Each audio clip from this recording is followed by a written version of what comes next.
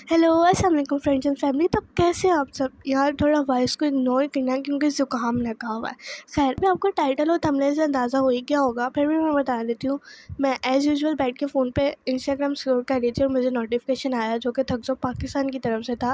और वो वीडियो कुछ इस तरह थी, अनबॉक्सिंग आज़ाद चाय वाला, और वो वीडियो 1 घंटा लंबी थी। अब वो देख के मुझे इतनी क्यूरियोसिटी हुई कि ऐसा क्या है एक इंसान के अंदर कि उसके ऊपर 1 घंटा वीडियो बनानी पड़ गई है।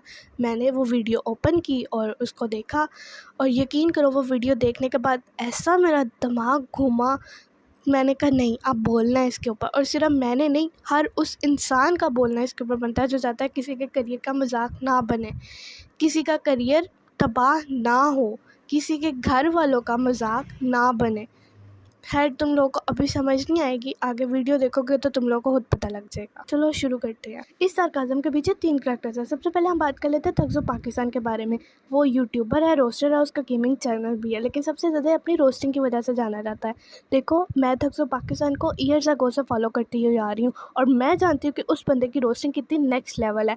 वो रोस्टिंग करता है और उसकी बात 1 to 1 ऑन पॉइंट होती है। लेकिन चूँकि सब जानते हैं कि रोस्टिंग का करियर एंड होता जा रहा है, तकरीबन रोस्टिंग डेड हो चुकी है और सब लोग रोस्टिंग को पास ऑन करके अब और कंटेंट की तरफ जा रहे हैं। सेम इसी तरह हमजा भी अब डिफरेंट कंटेंट बनाता है और डिफरेंट वीडियोस निकालता रहता है। For example Omegle series, try not to love series, इसी तरह। और अब इसने रोस्टिंग अपनी वो जो होती है इसकी नेक्स्ट लेवल, वो बहुत कम कर दी है। अब ये अगर कंट्रोवर्सीज हो भी तो या तो उनके ऊपर रिव्यू देता है, और या फिर उनके फैक्ट्स या कुछ बातें इकट्ठी करके उनके ऊपर सिर्फ डिस्कशन कर देता है। इसी तरह इसने आज़ाद चाय वाला और शाहिद अनवर के ऊपर वीडियो बनाई, और उसके अंदर आज़ाद चाय वाला की वो वीडियो डाली जो कि कुसरा के मुतालिक थी, और कुछ शाहिद अनवर के बारे में वीडियोस डाली। अब हम बात करते हैं आज़ाद चाय वाले के ऊपर। ये अपने आप को मोटिवेशनल स्पीकर कहता है। ये बाहर से पढ़ कर आया हुआ है और मुस्लिम कोर्सों के लिए मतलब अकेडमी चला रहा है। सेकंड मैरिज का बिजनेस भी चल रहा है जनाब साहब का। अब इन्होंने वीडियो बनाई थग्स ऑफ पाकिस्तान के बारे में जिसका टाइटल था रोस्टिंग थग्स ऑफ पाकिस्तान। अब वो 25 मिनट की वीडियो है। इसके अंदर इसने एज़ पॉसिबल एज़ जितना हो सके अपने आप को डिफेंड किया है और थग्स ऑफ पाकिस्तान को बुरा बनाना चाहे। इसने थग्स ऑफ पाकिस्तान की जो मेन पॉइंट बात थी उसको मतलब बिल्कुल ही इग्नोर करके अपनी यहाँ वहाँ की बीच में डाल के, और कह लो इस्लाम का कवर लेकर इसने अपने आप को पूरा डिफेंड करना चाहा, और इसने कर लिया। मतलब कि मिलियंस ऑफ आवाम इसके पीछे इतनी पागल होगी कि वो हमजा को हेट देना शुरू हो गए। अब थग्स ऑफ पाकिस्तान इसके बारे में बिल्कुल बात नहीं करना चाहता था, लेकिन जब भी वो कोई वीडियो मतलब लाइव करता था या कुछ होता था, इवन इंस्टाग्राम पर, उसको मैसेजेस पे मैसेजेस, कमेंट्स पे कमेंट्स के रिप्लाई करो आज़ाद चाय वाले को, तुमने गलत किया, उससे माफ़िया मांगो, उससे ये करो वो करो। अब इन शॉर्ट इससे लोगों में चुल मच गई और वो हमजा को हेट देने लगे।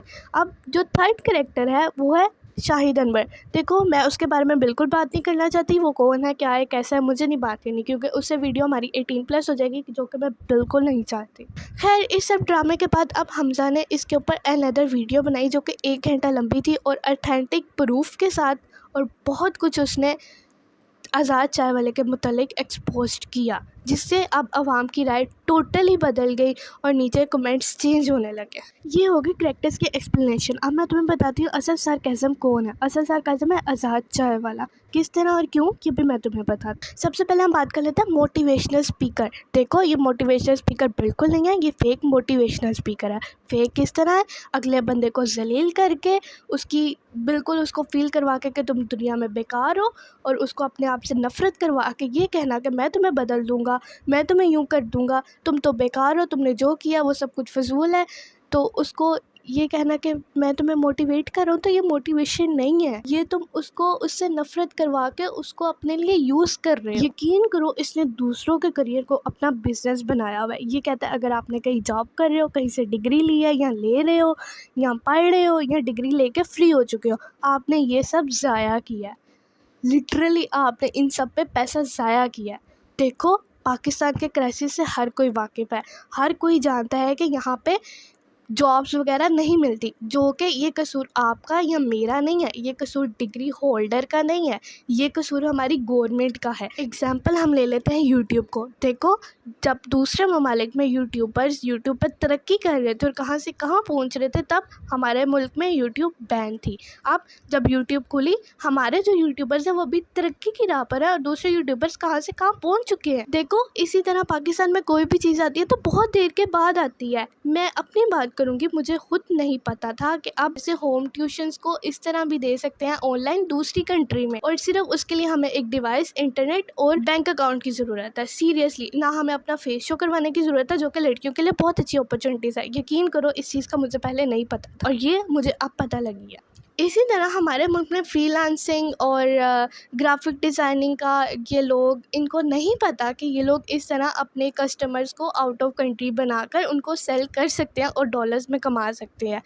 ये बंदा उस चीज़ का सिर्फ़ और सिर्फ फ़ायदा उठा रहा है और कुछ नहीं, और उस फ़ायदों को लाखों में बेच रहा है। लाखों लेकर उनको कहता है, आओ मेरे से ये लाखों में कोशिश करो, मैं तुम लोग को सिखाऊंगा कि कैसे तुम लोग अमीर बन सकते। देखो, प्रैक्टिकली अगर देखा जाए तो ये सिर्फ अमीर लोगों को अमीर बनाने की बातें करता है। मतलब ये लोगों को कहेगा, तुम इतना पैसा लाओ, मैं तुम्हें बताता हूँ कहाँ और किस तरह इन्वेस्ट करना है, इससे तुम्हारी तरक्की होगी। मैं इस चीज़ पर सिर्फ एक ही बात कहूँगी, क्या तुमने उन मिडिल क्लास लड़कों के बारे में सोचा जो रोज़ रात को डिप्रेशन और एंजाइटी का शिकार होते हैं, अपने करियर को सोचकर, अपने घर वालों की जिम्मेदारी को सोचकर, और इस महंगाई में वो अपने कितने ही ख्वाबों को पीछे छोड़कर अपने घर वालों की बेहतरी के लिए अपनी और मेहनत में लग जाते हैं। लेकिन नहीं, तुम किस तरह उनका सोच सकते हो? तुम्हारी तो अपनी एक नाश्ते में खाने वाली ब्रेड बाहर से इम्पोर्ट हुई हुई आती है। देखना आज़ाद भाई की एक कमज़ोरी है, एक नखरा है, देखना। आज़ाद भाई की जो डबल रोटी है ना, ब्रेड, वो बाहर से आती है मेरे।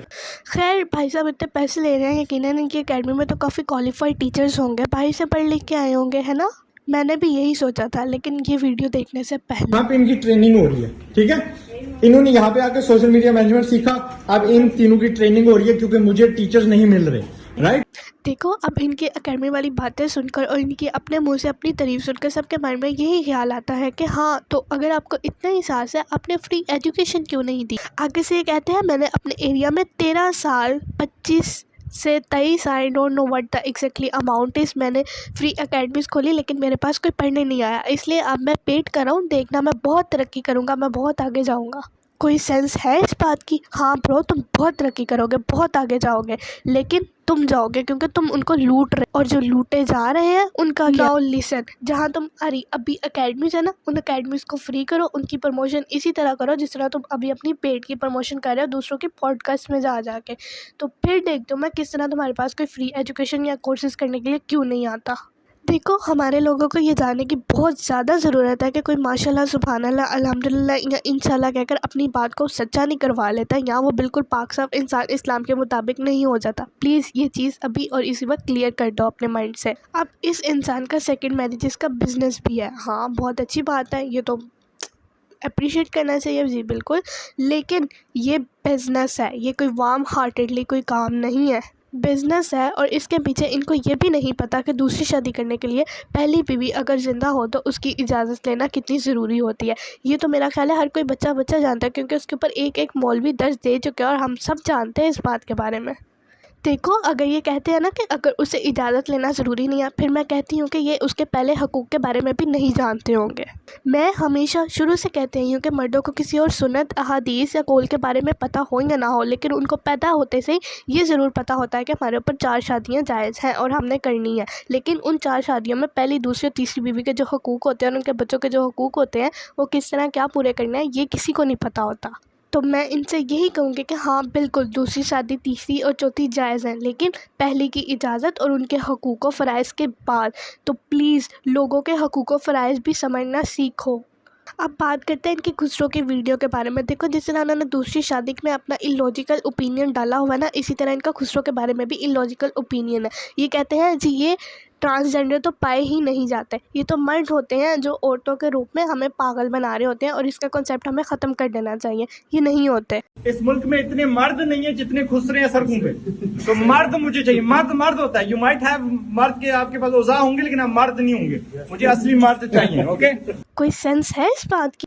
देखो ये बच्चा जानता है कि उनके अंदर अल्लाह की तरफ से फीलिंग्स होती हैं कि वो लड़कियों की तरह ड्रेसअप होते हैं और तैयार होते हैं। ये अगर कोई आम मर्द नहीं कर सकता ना उसका दिल चाहेगा कि वो इस तरह करे। ये फ़र्क होता है ट्रांसजेंडर्स के अंदर।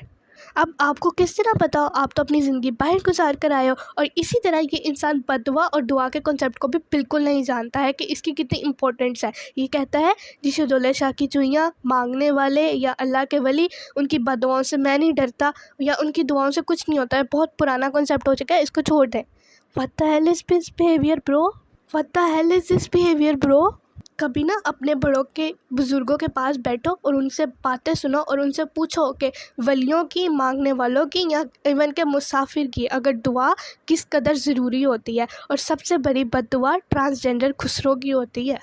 खैर सबसे ज़्यादा फर्क इसकी लड़कियों वाले ओपिनियन की वजह से हुई थी। इसने कहा थी पढ़ी लिखी लड़कियों के साथ शादी नहीं करनी चाहिए, वो बड़ी नखरे वाली होती हैं, वो हमारे काबिल नहीं है। एंटरप्रेन्योर्स को डिग्री वाली लड़कियों के साथ शादी नहीं करनी चाहिए, क्योंकि the girls that are coming out from degrees, इनमें एक फॉल्स सेंस ऑफ कॉन्फिडेंस होता है कि जी हम कोई बड़ी चीज़ बन गई हैं। जी हाँ बिल्कुल, हम नखरे वाली होती हैं क्योंकि हमारे माँ बाप ने हमें लाखों रुपए लगा के हमें वो डिग्री दी होती है। हमें हमारे अंदर एतमाद डाला होता है कि तुम लोग मर्दों से या किसी और से कम नहीं हो। लास्ट बट नॉट लीस्ट, अब मैं उस कॉल के बारे में करना चाहूँगी जो कि थक्सो पाकिस्तान ने इसके सेंटर में की थी। देखो वो इतनी सॉफ्ट हार्टेड और स्वीट आंटी ने जो कुछ भी कहा ना हमजा को, उसमें तुम्हारा कोई कमाल नहीं है। सीरियसली उसको तुम अपने फ़ायदे के लिए यूज़ मत करो। देखो हमजा ने कॉल की, आंटी ने उठाई। आंटी ने जब सुना कि हमजा तो ऑलरेडी यूनिवर्सिटी का स्टूडेंट है और इतने पैसे यूनिवर्सिटी में लगा रहा है, वो उससे डबल फीस यहाँ पर आके देकर वो कोर्सेज़ कैसे करेगा जो कि वो ऑलरेडी यूट्यूब वगैरह पर कर सकता है।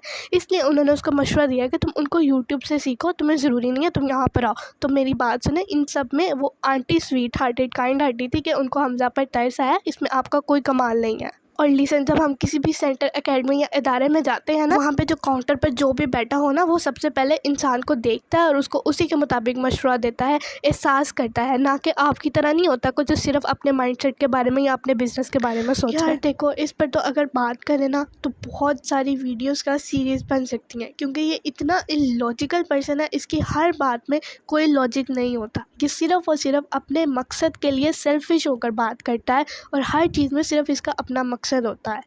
अब कुछ फेमस यूट्यूबर्स इसको अप्रिशिएट भी बहुत कर रहे हैं। हाँ बिल्कुल अप्रिशिएट करना बनता है। वो इतने पैसे जो अपने लिए बना रहा है, लोगों को बेवकूफ़ बना के लाखों करोड़ों रुपए कमा रहा है, जी बिल्कुल अप्रिशिएट करो इसको। लेकिन प्लीज़ अप्रिशिएट के साथ साथ ना ये भी हकीकत सामने लाओ कि ये जो आपको कोर्सेज इतने लाखों रुपए में करवा रहा है ना, ये आपको यूट्यूब से फ्री भी मिल सकते हैं। वहीं भी आपको ये सब कोर्सेज करवाए जाएंगे जो कि ये कहता है कि मैं आपको 1.5 लाख रुपए में ऐसे करवा के दे दूँगा। तो प्लीज़ काइंडली उसको अप्रिशिएट करने के बजाय लोगों के सामने उसकी हकीकत भी लाओ। देखो अब मेरा वीडियो बनाने का मकसद बिल्कुल ये नहीं था कि सोशल मीडिया छोड़ दे और अपने अकेडमीज वगैरह बंद कर दे, नहीं। मैं सिर्फ चाहती हूँ कि ये इसने जो फेक मोटिवेशनल स्पीकर का अपने ऊपर टैग लगाया हुआ है ये हटा दे और सीधा साफ ओपनली सबको कहे कि हाँ ये देखो मैंने अकेडमीज़ खोली हैं, मैं बिज़नेस चला रहा हूँ, मेरे पास इतने पैसे देकर आओ, मैं आपको कोर्सेज सिखाता हूँ। ना कि आवाम को पागल बनाए कि तुम्हारा होने का मकसद बेकार है, मैं तुम्हें सिखाता हूँ कि असल तरक्की कैसे की जाती है। ये बेवकूफ़ी वाला काम ख़त्म कर दे। आज के लिए बस इतना ही। होप्स हो कि आपको वीडियो पसंद आई होगी। अपने ओपिनियन नीचे कमेंट में ज़रूर बताना। लाइक शेयर और सब्सक्राइब करना ना भूलना। अपना ख्याल रखिएगा। अल्लाह हाफ़िज़। फेम के कोई आसान नहीं गेम, ये लाख बार हुई फेल में, पड़े करोड़ मेरी जेब में, अखरोट से दिमाग और ये चढ़ी जा रहे सर पे, आकर लड़ते नए नए लड़के, कुछ नहीं इनके बस में।